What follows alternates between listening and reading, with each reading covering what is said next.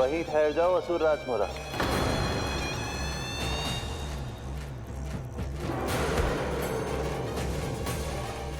यहाँ क्यों आए? आपको पराजित करने और ये वैकुंठ जीतने, ताकि मैं यमलोक का स्वामी बन सकूं। फिर आओ, युद्ध भूमि में मेरा सामना करो।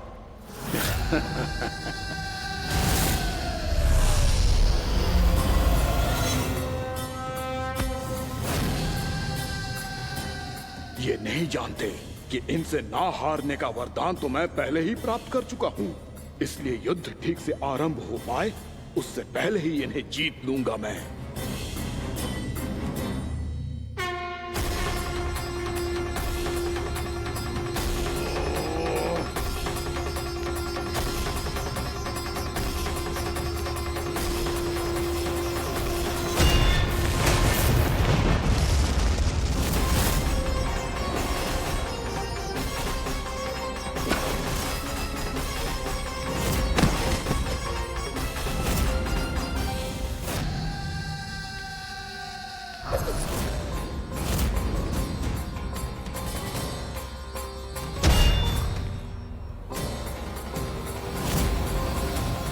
और इस प्रकार ये युद्ध वर्षों वर्षों तक चलता रहो।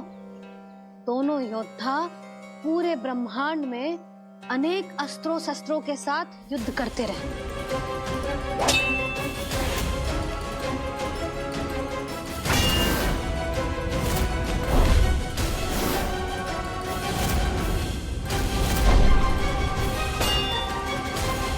फिर क्या हुआ मैया?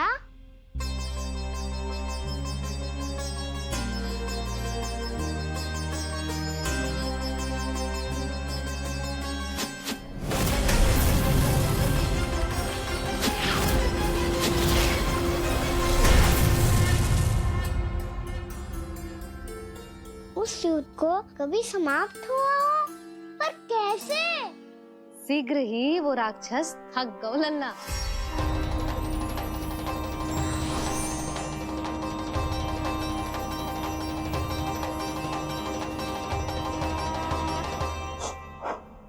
खड़े खड़े देख क्या रहे हैं नारायण?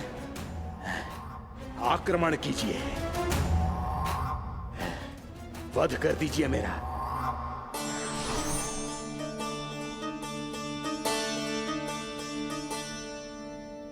मैं तुम्हारी वीरता से प्रभावित हूं, इसलिए इतनी थकान की स्थिति में मैं तुम जैसे वीर पर आक्रमण नहीं करूंगा। जाओ विश्राम करो। यदि फिर से युद्ध करने की इच्छा हो तो तुम्हारा स्वागत होगा।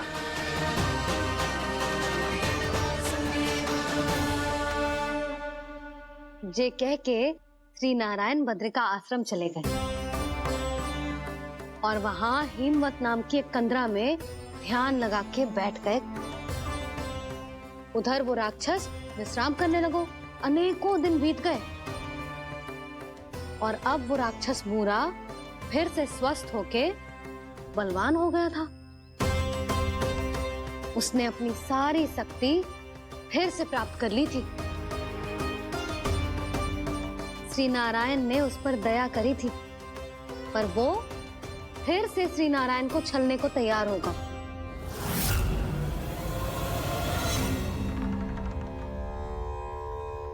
ध्यान में बैठे बैठे श्री नारायण योग निद्रा में चले गए,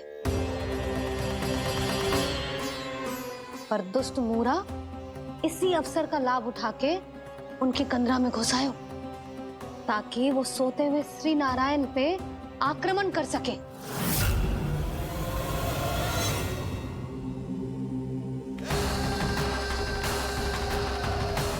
आज इस लंबे युद्ध को जीतकर अपने इस अंतिम शत्रु का भी अंत कर दूंगा मैं।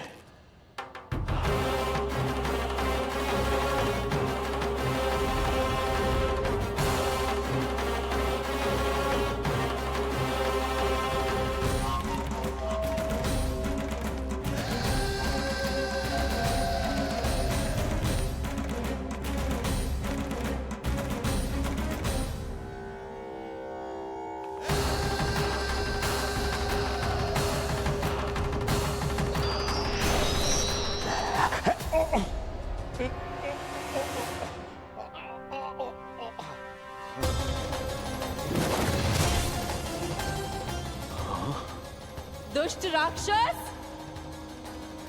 प्रभु ने तुझ पर दया की, तुझे संभलने का अवसर दिया। तू इन्हीं पर ही छल से वार करने चला है।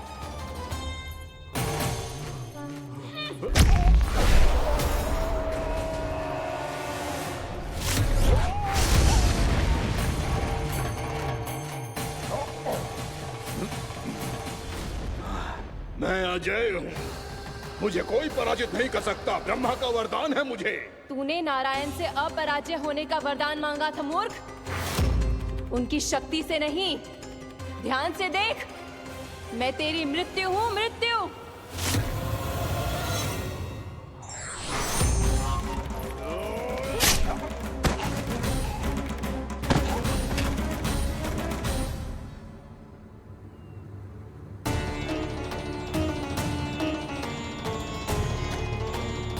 वो देवी कौन सी छोटी माँ?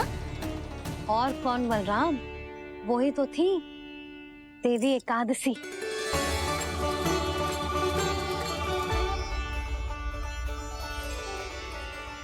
मुझे क्षमा कीजिए प्रभु, आपकी आज्ञा के बिना ही युद्ध करके आपके शत्रु को मृत्यु के घाट उतार दिया। क्षमा नहीं, आपकी तो प्रशंसा होनी चाहिए देवी। असुर राज को मारकर आपने सभी देवताओं को मुक्त करवाया है। इस पापी के अहंकार से तीनों लोकों की रक्षा की है आपने। आप एकादशी की तिथि पर मेरी एकादश इंद्रियों से उत्पन्न हुई हैं। इसीलिए मेरे सभी भक्त आपको उत्पन्न एकादशी के नाम से जानेंगे। सभी तिथियों में आपका स्थान सर्वश्रेष्ठ होगा। जिस तरह आपने राक्षस के आक्रमण से मेरी रक्षा की है, उसी प्रकार एकादशी के दिन व्रत करके जो भी भक्त आपकी कथा सुनेगा, मैं स्वयं उसकी रक्षा करूंगा। जो आपकी पूजा करेगा, उसे मेरी विशेष कृपा प्राप्त होगी और उसके साथ साथ उसे मिलेगा धन, सिद्धि और मोक्ष।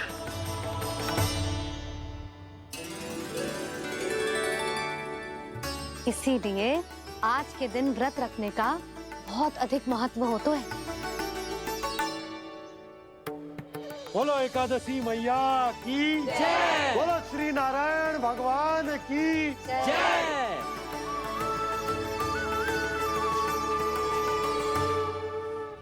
प्रभु की कृपा से एकादशी का महत्व भी पता चल गो और मेरा व्रत भी सफल होगा। अभी नहीं भूला रहा, एकादशी का व्रत पूरी तरह तभी सफल होता है जब द्वादशी के दिन उसे पूरा किया जाता है।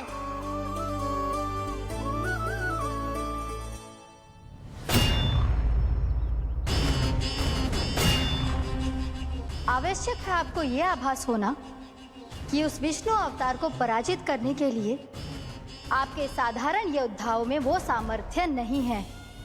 वो विष्णु अवतार कुछ अधिक ही असाधारण है।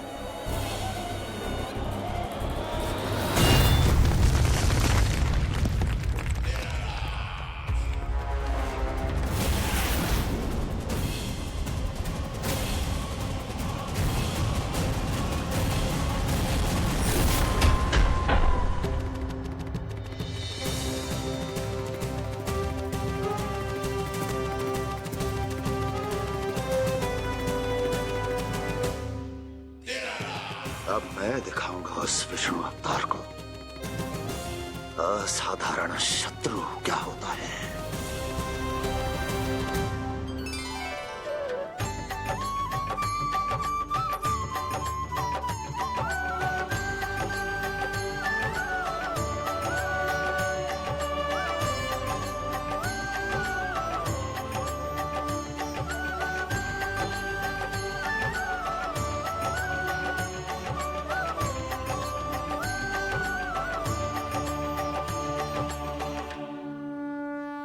मामा अधीर हो रहे हैं, पर मैया ने मुझे अभी तक बाहर जाने की आज्ञा नहीं दी है। अभी उन्हें किसी और राक्षस को यहाँ भेजने से रोकने के लिए मुझे ही कुछ करना होगा।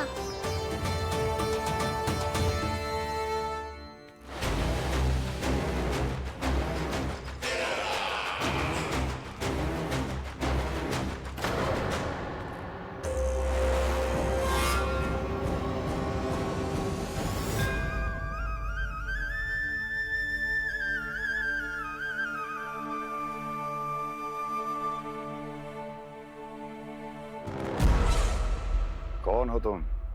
बचपन से ही मुझे मारने का सपना देख रहे हैं, सिर्फ मुझे ही नहीं पहचानते।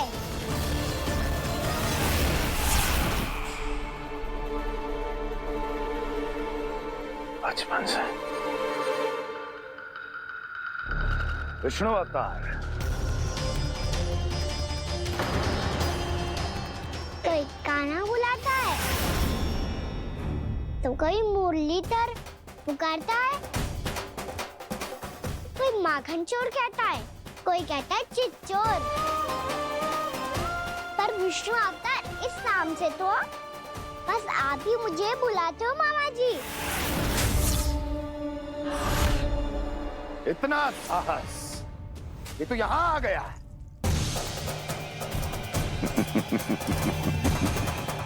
यहाँ आ तो गया तू विष्णु अवतार, किंतु यहाँ से जीवित नहीं जाएगा। तेरे इस शीश को तेरे धड़ से अलग कर दूंगा मैं।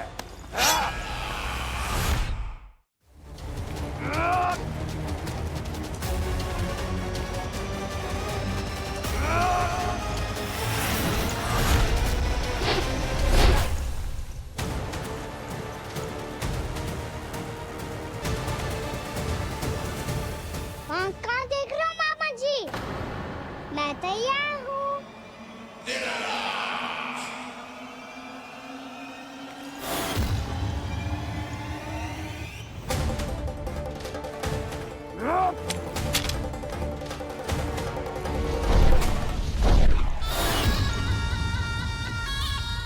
मामा जी, आप सदैव इसी तरह क्रोध में रहते हो क्या?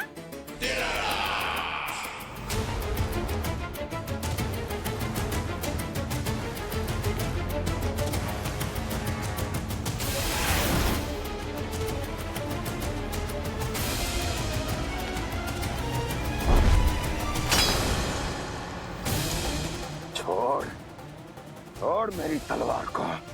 छोड़ो तो तब जब पकड़ा हूँ।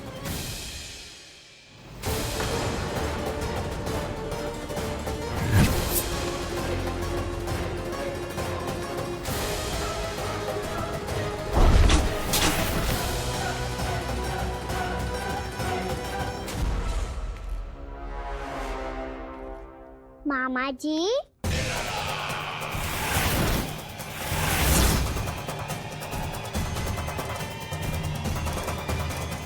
आप थक गए होंगे, थोड़ा विश्राम कर लो। आपका तो पता नहीं, मैं अवश्य थक गया हूँ।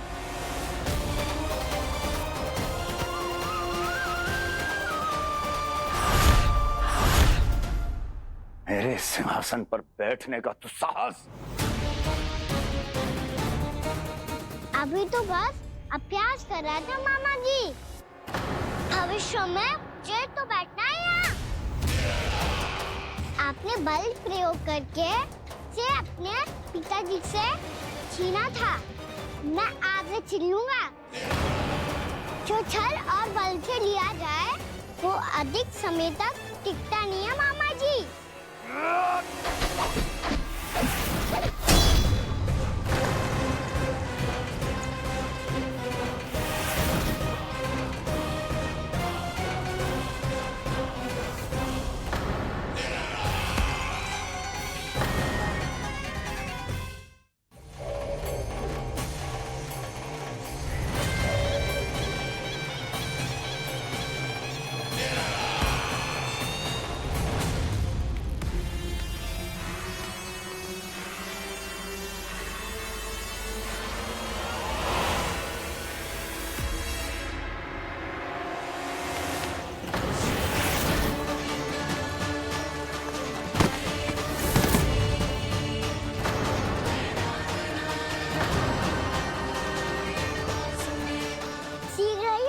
सिंहासन छोड़ना होगा।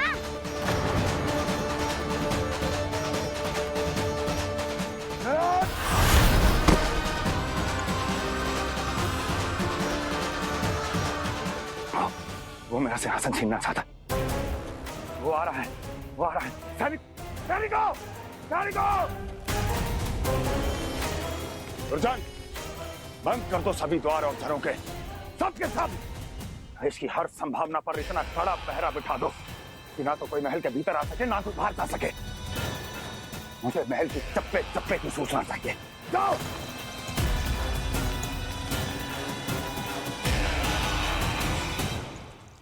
सिंहासन।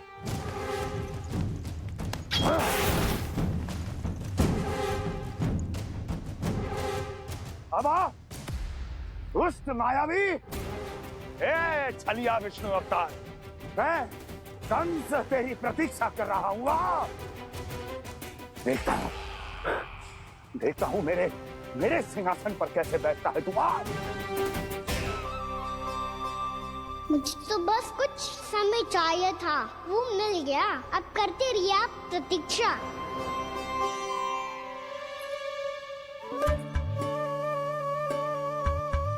जी अपने आप से बातें क्यों कर रहे हो जी?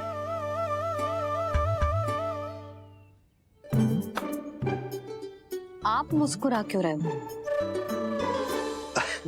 ना कछु ना। बताओ क्यों मुस्कुरा रहे हो? तुम ही पर गए हैं जी। जब तुम व्रत करती हो तो तुम भी ऐसा ही करती हो। इसी प्रकार भूख अधिक लगने पर अपना ध्यान भटकाने के लिए स्वयं से ही बड़बड़ाती रहती। होगा। आपको तो बस मेरा उपहास उड़ाने के लिए बहाना चाहिए।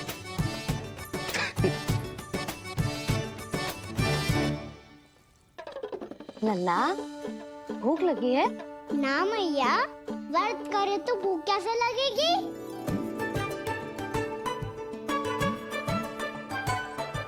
यदि लगी हो तो छोटे बालकों को थोड़ी बहुत भूल चूक क्षमा होती है।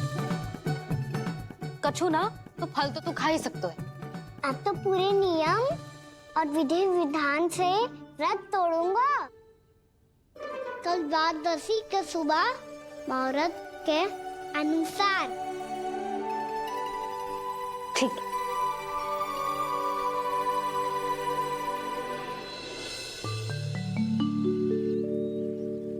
लल्ला, एकादशी समाप्त हो गई है, द्वादशी लग गई है। अब तू व्रत तोड़ सकते है। भोजन कर ले। ले।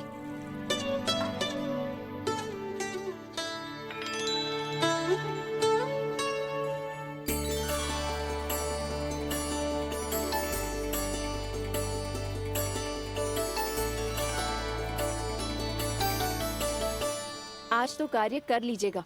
मैं ना चाहती कि सब गांव वाले फिर से आपका उपहास उड़ाएं। अरे, इसी क्षण कार्य आरंभ करना आवश्यक ना है। कुछ खा तो लो। कल भी पूरे दिन व्रत में रहे, अब तो कुछ खा लो। ना, अभी बिल्कुल भूख ना है। और हाँ भगवान, तुम्हें चिंता करने की आवश्यकता नहीं है। आज मैं किसी को भी 2 शब्द कहने का अवसर नहीं दूंगा। अरे, कुछ खाओगे पियोगे नहीं तो कैसे रहोगे?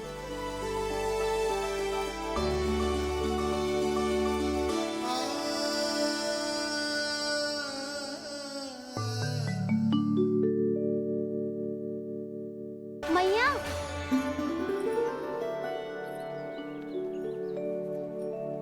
मैया पहले व्रत तोड़ के कछु खा तो लो। अभी ना, लौट के आने के बाद। हाँ,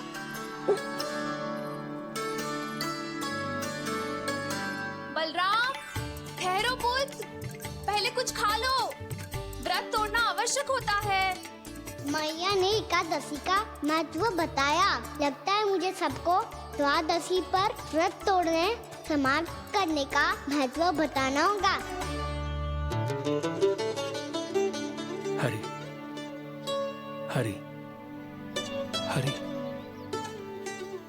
हरि हरि, मेरे हरि।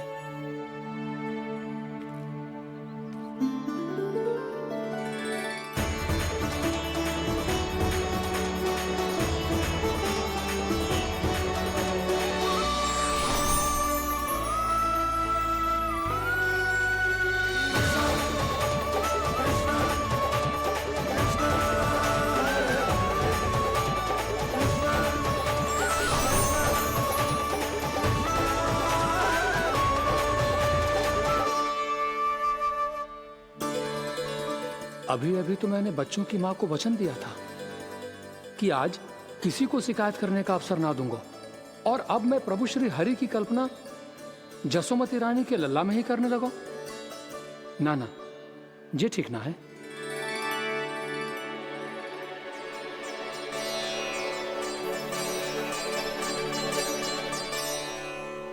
ठीक ही तो है, बिल्कुल सही पहचाना है आपने।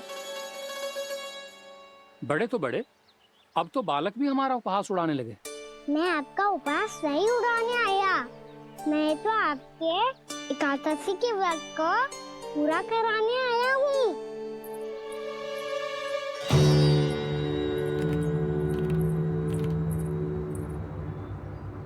कान्हा,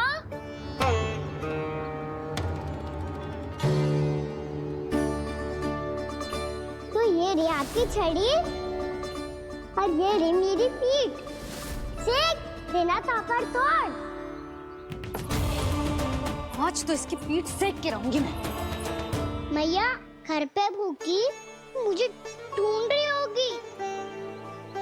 लो आज द्वादशी के दिन पहले प्रहर में भोजन करके अपना एकादशी का व्रत पूरा करो आप। धन्यवाद राजकुमार, पर अभी हमें भूख नहीं है। बहुत सारा काम पड़ा है, और अभी थोड़ी ही देर में शंकरी बहन भी अपनी मटकी लेने आती होंगी।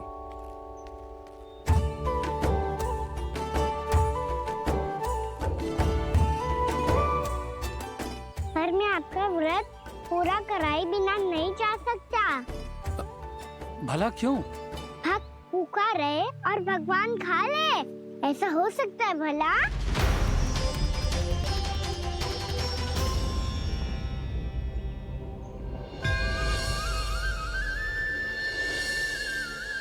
ये कैसा भ्रम हो रहा है मुझे लगता है अपना काम करना चाहिए। द्वादशी के पहले प्रहर में व्रत पूरा करना बहुत आवश्यक होता है, ना तो एकादशी का व्रत भी पूरा ना मानो जातो। इतनी सारी ज्ञान की बातें तुम्हें कैसे पता है लल्ला?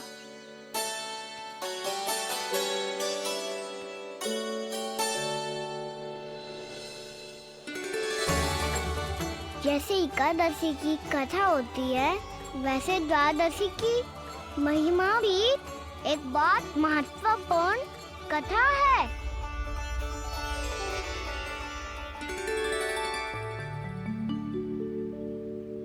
कैसी कथा? बिल्कुल सही समय पे आई हो आप, क्योंकि आपको ये कथा आपको अवश्य सुननी चाहिए।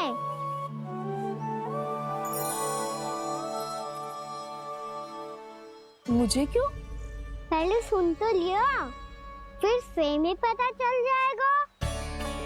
बहुत समय पहले एक राजा हुआ करते थे, राजा अम्बरीश। भगवान श्री हरि के बहुत बड़े भक्त थे। ओम नमो नारायणाय। ओम नमो नारायणाय।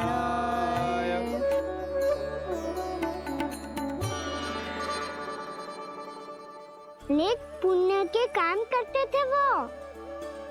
अपनी पत्नी के साथ हरि का नाम जपते रहते थे। उन्होंने 12 माह एकादशी का व्रत करो निर्जल पास किया, और जब उनकी 12वीं एकादशी का व्रत द्वादशी के दिन तोड़ने का समय हुआ, तभी महर्षि दुर्वासा अपनी 100 शिष्यों के साथ उनके महल में पधारे। प्रणाम स्वीकार करें महर्षि। आप जैसे महान ऋषि मेरे राज्यसभा में आए, वो भी ऐसे अवसर पर जब मैं और मेरी पत्नी निरंतर 12 एकादशियों के बाद अंतिम एकादशी का व्रत तोड़ेंगे। इससे बड़े सौभाग्य की क्या बात हो सकती है हमारे लिए? आज आपके साथ साथ मेरा और मेरे शिष्यों का एकादशी व्रत भी पूरा होगा। संभव है प्रभु की इच्छा यही हो कि हम सब अपना व्रत एक साथ तोड़ें। ये तो अत्यधिक प्रसन्नता की बात है महर्षि। तो फिर ठीक है, हम सब यात्रा से थके हैं, व्रत तोड़ने से पहले हम स्नान करना चाहते हैं। जैसी आपकी इच्छा महर्षि। जब तक आप लोग लौटेंगे तब तक आपके सारे प्रबंध यहाँ हो चुके होंगे।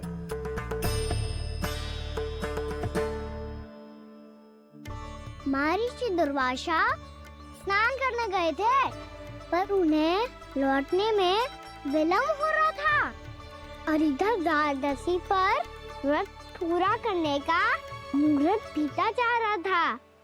महाराज अम्बरीश बड़ी विरगता के साथ महर्षि दुर्वासा के लौटने की प्रतीक्षा कर रहे थे। महाराज, व्रत तोड़ने का मुहूर्त बीता जा रहा है। बस कुछ ही समय बचा है। महर्षि और उनके शिष्यों को लौटने में न जाने कितना समय लग जाएगा। मेरा सुझाव है कि आप मुहूर्त समाप्त होने से पहले व्रत अवश्य तोड़ लें। गुरुदेव, हमने महर्षि दुर्वासा को वचन दिया है कि जब तक वो लौटेंगे नहीं तब तक हम व्रत नहीं तोड़ेंगे। इसीलिए मैं उनका लौटने के बाद ही भोजन ग्रहण करूंगा। पर महाराज, मुहूर्त यदि बीत गया और समय रहते हो नहीं आए तो महाराज आपका व्रत पूरा नहीं होगा। महाराज, आपको उसका फल नहीं मिलेगा। महाराज, 12 एकादशियों का व्रत व्यर्थ चला जाएगा। किंतु गुरुदेव, यदि मैंने भोजन कर लिया तो ये तो अतिथियों का अपमान होगा। आप उचित कह रहे हैं महाराज। भोजन के लिए उनकी प्रतीक्षा अवश्य कीजिए महाराज। पर मुहूर्त रहते हुए एक तुलसी का पत्ता और जल ग्रहण कर लीजिए। इससे आपका व्रत भी पूरा हो जाएगा और अतिथि का मान भी रह जाएगा। आपका सुझाव अच्छा है गुरुदेव।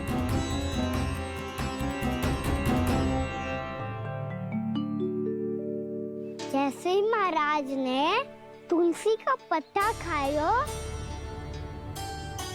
वैसे ही महर्षि दुर्वासा लौट आए। महाराज,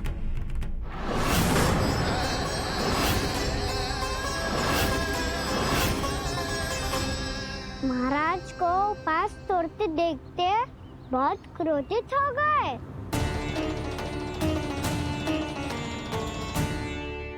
बहुत बड़े भक्त हैं आप, परंतु आप ये नहीं जानते अपने अतिथियों के साथ कैसा व्यवहार करना चाहिए। आपने हमें साथ भोजन करने का वचन दिया था, पर अपना व्रत क्यों तोड़ा आपने? महर्षि, मैंने भोजन नहीं ग्रहण किया। कहीं मुहूर्त न निकल जाए इस कारण मैंने एक तुलसी का पत्ता ग्रहण कर लिया। 56 भोग खाया हो या एक पत्ता, अपना व्रत तोड़कर अतिथियों का अपमान किया है, मेरा अपमान किया है। अब आपको दंड भोगना होगा ताकि आप सीख पाएं कि अतिथियों के साथ कैसा व्यवहार होना चाहिए। महर्षि, आप जो भी दंड मुझे देंगे मुझे स्वीकार है, किंतु आप क्रोधित मत होइए। क्रोध का कारण आपने दिया है महाराज।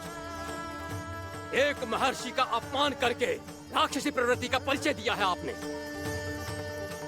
इसीलिए अब एक राक्षसी आपको दंड देगी।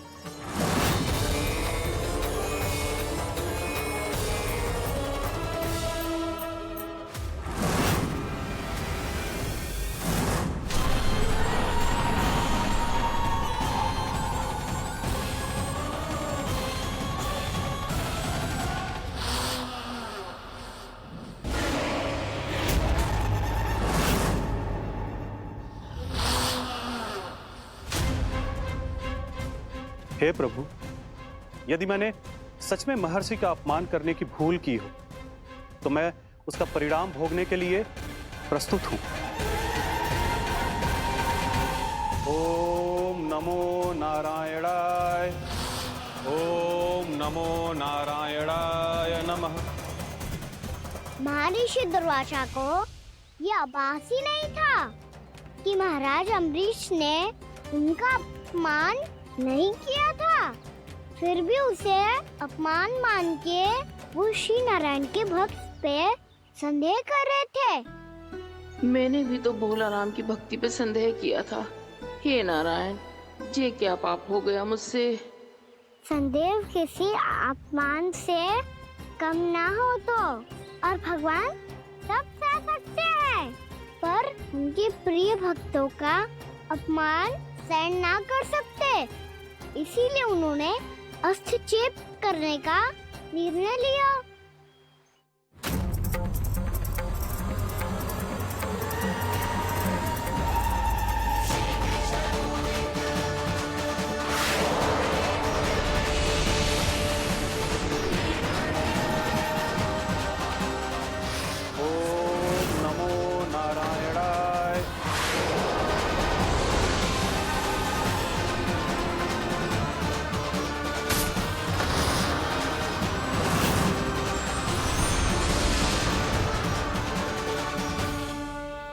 फिर भगवान का वो सुदर्शन चक्र महर्षि दुर्वासा के पीछे पड़ गया।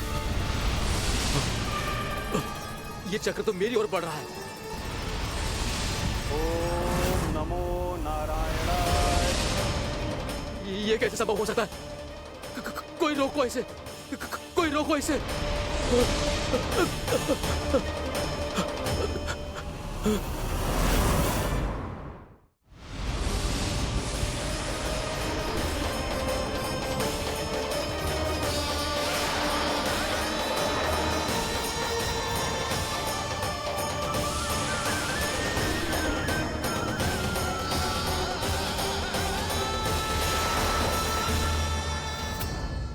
चक्र से अपने प्राण कैसे तैसे बचाते बचाते महर्षि दुर्वासा ब्रह्मलोक जा पहुँचे।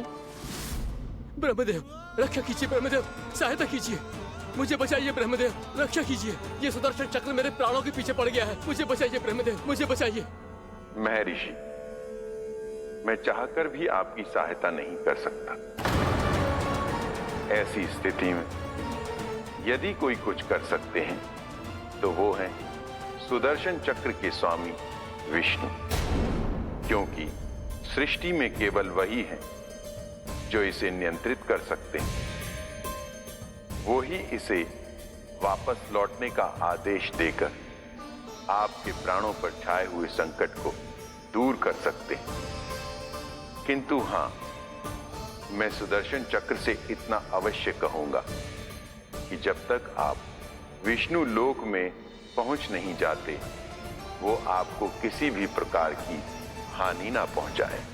आपका बहुत बहुत धन्यवाद, आपकी सदा ही जय हो।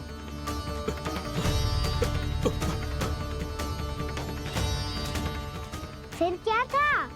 भागते भागते महर्षि दुर्वासा सीधे भगवान श्री हरि के शरण में बैकुंठ पहुंच गए। त्राहिमाम प्रभु, त्राहिमाम, मुझे बचाइए, मेरी सहायता कीजिए प्रभु, मेरी सहायता कीजिए। मैं आपके इस चक्र और ऊर्जा से नहीं भाग सकता प्रभु, कृपया करके अपने सुदर्शन को रोकिए, इसे वापस लीजिए प्रभु। यह असंभव है महर्षि। एक बार सुदर्शन चक्र मेरे हाथों से छूट जाए तो अपना उद्देश्य पूरा किए बिना, मेरे भक्तों की रक्षा किए बिना वापस नहीं लौटता। कोई तो उपाय होगा प्रभु, कृपया करके मेरे प्राण बचाइए प्रभु। मैं सुदर्शन की ऊर्जा से जलकर भस्म नहीं होना चाहता प्रभु। आप जो कहेंगे मैं करूंगा प्रभु, मेरी सहायता कीजिए प्रभु, मेरी सहायता कीजिए। एक उपाय है, किंतु मुझे नहीं लगता कि आप वो कर पाएंगे। मैं अवश्य करूंगा, मैं अपनी प्राण रक्षा के लिए कुछ भी करूंगा प्रभु। आपने मेरे भक्त राजा अम्बरीश को भक्ति का कर्तव्य निभाने के लिए अपमानित और दंडित किया है महर्षि, पर भक्त की रक्षा करना भगवान का कर्तव्य है। इसलिए यदि आप भक्त राजा अम्बरीश के पास जाकर क्षमा याचना करें और यदि वो आपको क्षमा कर दे तो ही ये चक्र आपके प्राण लिए बिना लौट सकता है। अन्यथा आप तो जानते हैं महर्षि, मेरे भक्त का अपमान मेरा अपमान। भक्त का अपमान भगवान के अपमान से कम ना हो तो है। महर्षि दुर्वासा को भी ये बात समझ आई और फिर उन्होंने महाराज अम्बरीश से क्षमा याचना की। महाराज महाराज महाराज महाराज महाराज, मुझे क्षमा करें महाराज, मुझसे बहुत बड़ी भूल हो गई महाराज, मुझसे बहुत बड़ी भूल हो गई महाराज। महर्षि, आप हमारे चरण छुए ये उचित नहीं। महाराज, महाराज अम्बरीश, आप नारायण के सच्चे भक्त हैं। मैंने आपको अपमानित किया, दंडित करने का प्रयास किया महाराज। इस अपराध के लिए मुझे क्षमा कीजिए महाराज, और इस सुदर्शन चक्र से मेरे प्राण बचाइए महाराज।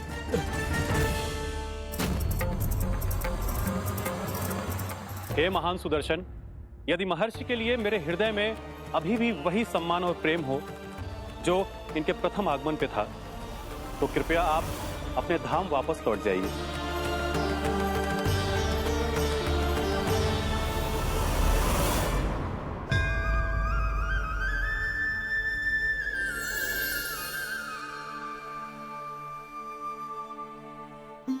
आपका बहुत बहुत धन्यवाद महाराज अम्बरीश।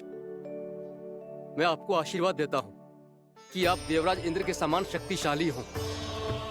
आपकी कीर्ति का पताका 10 दिशाओं में फहराए। मेरी बस एक ही इच्छा है महर्षि, कि मैं आपके साथ अपना उपवास तोड़ सकूं। अवश्य महाराज, हम सब भोजन आपके साथ करेंगे और अपने आप को नारायण की सेवा में अर्पित करके व्रत को पूरा करेंगे, क्योंकि आज जो यहाँ हुआ है उससे सिद्ध हो चुका है कि एकादशी व्रत का फल द्वादशी की सुबह भोजन करने से ही प्राप्त होता है। इस कथा से हमें पता चलता है कि सभी को द्वादशी के सुबह भर पेट भोजन करके एकादशी का व्रत पूरा करना चाहिए। और दूसरी बात, भगवान की सच्ची भक्ति अपमान कभी ना करना चाहिए। उनके साथ सदैव प्रेम से व्यवहार करना चाहिए। यही भगवान को सबसे अधिक प्रिय है। भैया भोलाराम, मैंने भी श्री हरि पे तुम्हारे विश्वास का उपहास उड़ाया था, मुझे क्षमा कर दो। ना ना, आप क्षमा मांगकर मुझे लज्जित मत करो, आप तो मेरी बहन जैसी हैं। जब महर्षि दुर्वासा जैसे महान ऋषि को भी प्रभु के भक्त से क्षमा मांगनी पड़ी, तो मैं तो बहुत ही तुच्छ हूँ। मुझे आपकी किसी भी बात का बुरा ना लगा। पर पता है प्रभु को कौन सी बात सब भूला रखता है? कौन सी बात?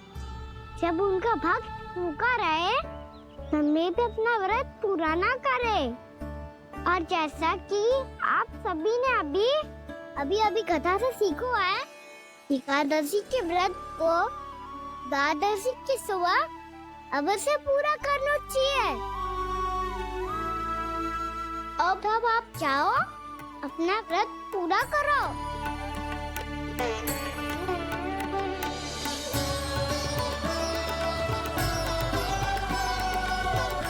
मैं आपके लिए जल लेके आती हूँ।